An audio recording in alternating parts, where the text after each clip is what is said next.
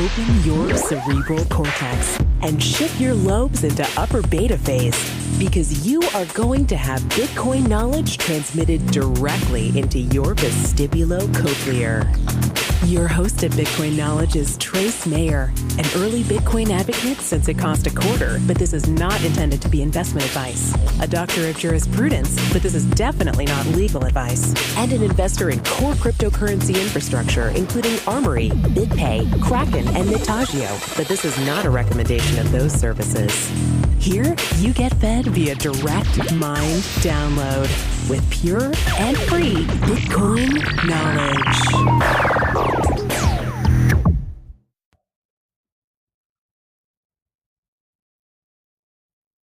Welcome back. We have with us Reeve Collins. He's CEO and co-founder of Tether. Welcome to the podcast, Reeve. Thank you. I'm happy to be here. Yeah, so tether.to is the site. Some big news recently. You guys integrated with Bitfinex, one of the largest Bitcoin exchanges. Can you give us just a little bit of background, like how'd you get into Bitcoin and like what's Tether? Why'd you start it? Well, Bitcoin's been of interest to me for quite some time, but what really accelerated that was Brock Pierce, actually. I've known him for a while, and his enthusiasm is somewhat contagious. And so I did more and more research, and the idea kind of evolved where Bitcoin really has the ability to connect the world, to get value instantly and for free. And the next natural step would be to enable dollars, to provide dollars the same portability as Bitcoin. So that's how we got to Tether. We've actually interviewed Brock on the podcast. Is he an investor in Tether or an advisor? Yes. Is he somehow involved? Yes. Brock is one of the co-founders, advisors to Tether. Okay, cool. And what's the value proposition with Tether? Like, who are we dealing with? It's both retail and behind the scenes with the exchanges. Like, why should we care about it? Why should we use it? Well, the real value proposition for Tether is to enable cash to move like Bitcoin.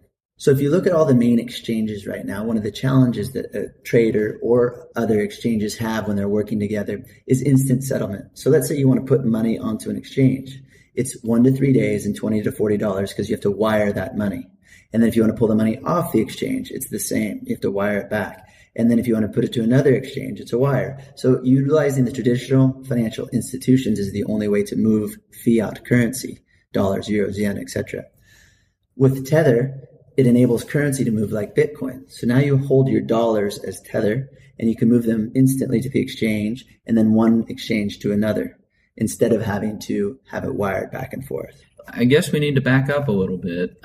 Tether is actually running on the Omni protocol, right? Correct. Let's go in a little bit about this Omni protocol. The MadeSafe coins are actually issued on the Omni protocol. Can you give us a little bit, like, how's this work? How's it tied in with Bitcoin? Yeah. So Tether is an asset-backed token. You have the Bitcoin blockchain, and then there's these protocol layers on top of the blockchain. Mastercoin, which has now been rebranded to Omni, is the protocol that we're utilizing. So it enables tokens to work on the blockchain in the same manner as Bitcoin. So as a company, Tether really stands for the ability to issue and redeem those tokens. So if you hold a Tether USD, you can redeem that at any time for $1. So the Omni layer enables us to do that on a technical level. Oh, awesome. Now, the Omni wallet, which is a web-based wallet, they've actually done an integration with Armory. So you can create your transaction to move MadeSafe coins around and then take the transaction, sign it with your offline computer with Armory, and then come back and rebroadcast it. Have you guys considered integrating something like that so that we could keep our Tether tokens that are issued on this Omni protocol blockchain safe and secure in something like Armory? Yes, absolutely. Well, from the consumer's perspective, they'll be able to use a multitude of different wallets, the Omni wallet being one of them, and there's a handful more that are being rolled out. And we are getting the Omni layer integrated with many different wallet providers, so you'll have multi-signature capabilities and then offline cold storage capabilities.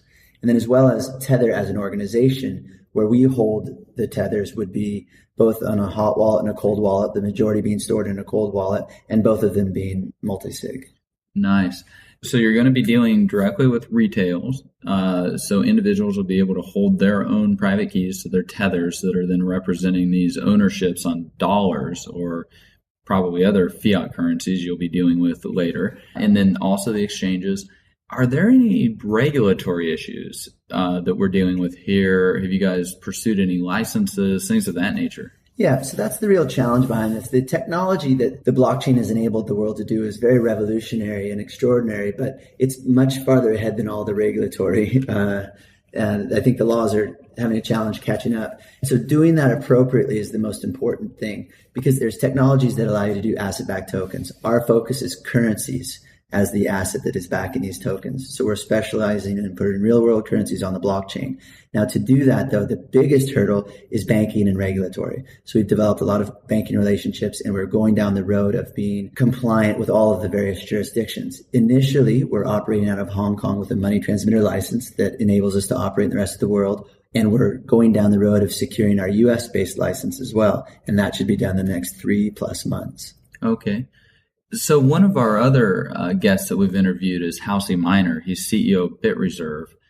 Is Tether going to be operating kind of like that, in the sense that you're going to have all of these different types of assets that are going to be tethered, that you're going to be custodianship over?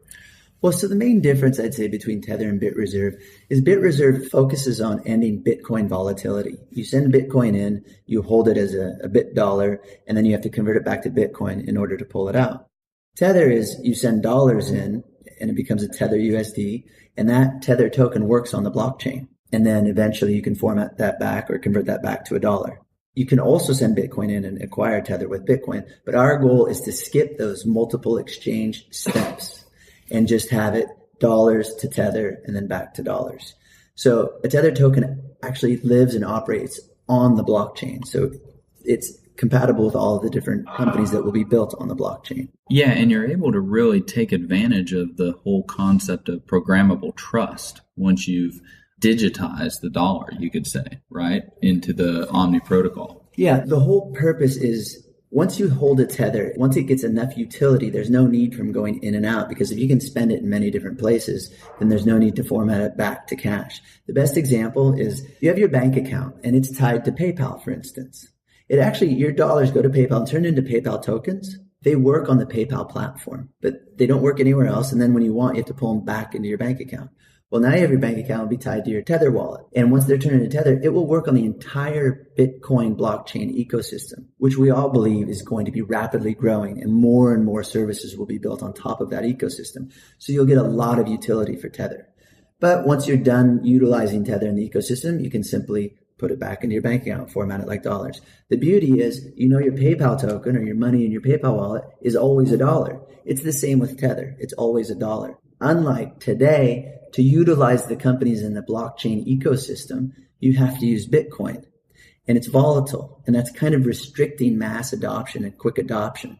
So our goal at Tether is to be a foundational layer and a utility in this blockchain ecosystem, where all the new companies that are being built on top of the blockchain will simply plug into Tether as well as Bitcoin. Because now they're built on the blockchain, they can offer their goods and services to their customers via Tether or Bitcoin.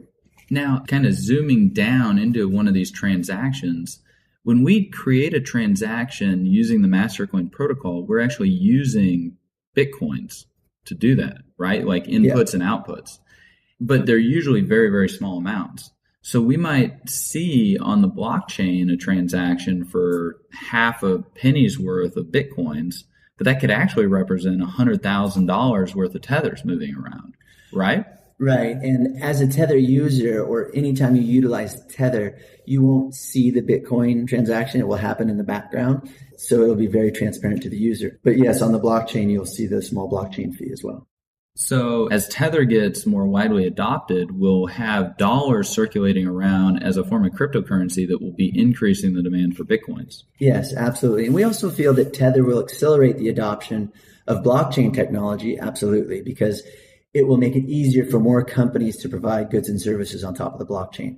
And secondly, we feel that it's a nice onboarding step to Bitcoin, because all of us in the industry, and we're hoping it gains more widespread adoption, but everyone believes that Bitcoin is inherently better currency than fiat currency, just based on the nature of what Bitcoin is.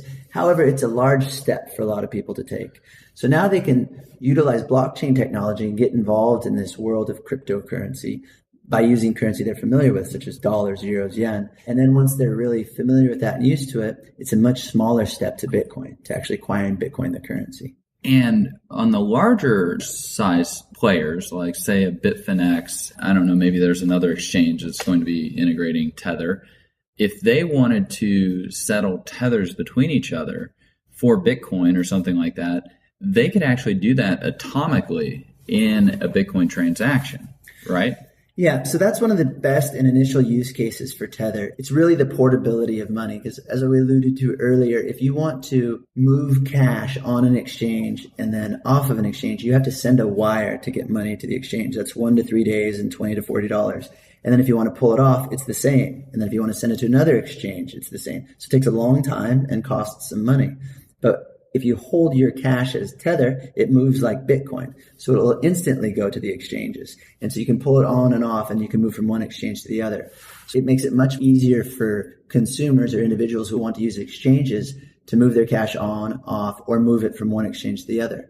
And what's more important in that specific ecosystem is the large exchanges, they have order books. They buy on each other. But today, to move the cash, large dollar amounts, it still takes some time, so they all end up extending credits, etc. This allows them for instant settlements between the exchanges. And we're doing it atomically in the blockchain, so there's no counterparty risk, no Hertzstock risk either, because, I mean, we could be talking about OKCoin and Bitfinex, and they're in two different time zone jurisdictions, and that could introduce Hertzstock risk. So, you know, personally, I like to figure out where any risk is in the system and completely eliminate it. So when I'm looking at Tether, where are these dollars at? Are they in a bank account? Are they in a vault, physical? Like where are these dollars at? What's the risk profile of these dollars? Currently, they are in bank accounts. So the tethers would be held in our various banking partners. And are those banks, like, are they U.S. banks? Are they Swiss banks? Yeah, so we're building... where are they at? Absolutely. Singaporean banks? So today we're building a federation of banks. So the first banks that we're starting off with is Taiwan. It's Cathay Bank. It's out of Taiwan, because we are a Hong Kong company initially as we roll out more licensing in other jurisdictions. But Taiwan is a very sophisticated banking system and a very robust system out there. So that is where the funds will be held, and then we're opening accounts in Isle of Man, and then very soon in the U.S. as well. Nice, yeah, and I've actually talked with Brian Donegan quite a bit, and he was on the podcast from Isle of Man Government in this Proceeds of Crime Act that they're going to be passing pretty soon. Like, all this is going to really help pave the way for the banks to get involved in a much deeper way. Yeah, absolutely, because we're on the cutting edge here, and so the regulations are catching up and the banks are catching up. So we're going with the banks that are open to it, and then at the same time also very secure and have a robust history. And so we've tried to reduce the counterparty risk as much as possible, but ultimately you have to trust large national banks at some level. Well, if you want my input on a wish list, let's just cut the banks out if we can and vault physical cash, because, like, we don't necessarily know what the balance sheets are on these banks. We don't know what type of hypothecation or rehypothecation they've done on the bank accounts or the treasuries that they may have. If we could just completely eliminate all of that by taking physical possession of the cash and then vaulting it with someone like Viamat or G4S or Renus or Brinks or whoever, then we would know that dollars on Tether are actually in a vault and not encumbered in any way. Yeah. Because we don't necessarily know what assets are encumbered right now or to what degree they're encumbered, even with some of the most trusted custodians like State Street or Bank of New York Mellon. Yeah. So you bring up two great points. One is, how do you reduce the risk in the banks? So our step one is for us to have, we like to say, just our federation of banks, a handful of partner banks that will distribute our cash. So all of the Tether reserves won't be held in one specific bank. We'll have a handful. So that diversifies that risk of a bank default. And I'd be very open to discussing with you more about actually vaulting some portion of the cash, because you do have a good point. That's further diversifying that risk and putting physical assets in. And just eliminating it. Yeah. You know, let's just eliminate the risk. Yeah, because, like, with Gold Money, another company I'm invested in, we have $1.4 billion of physical gold and silver, platinum, palladium bullion that we vault all over the world London, Zurich, Singapore, etc., of Hong Kong. And we charge 12 basis points to vault gold, for example. And it's insured by Lloyd's of London. Switzerland now they charge 75 basis points to keep Swiss francs in a bank account. Yeah. So like you're paying 75 basis points and you're taking on all the counterparty risk of the bank. Like it would make more sense to just vault the Swiss francs instead of actually have them in the bank account, because one, it's going to be cheaper, less basis points, and two, you're going to completely eliminate all the counterparty risk out of that particular asset profile. So, I think there might be significant market opportunity for Tether to kind of explore down this particular path. Yeah, that's definitely something we'll take under consideration. The second thing you mentioned earlier was how banks are not transparent. You don't see their balance sheet.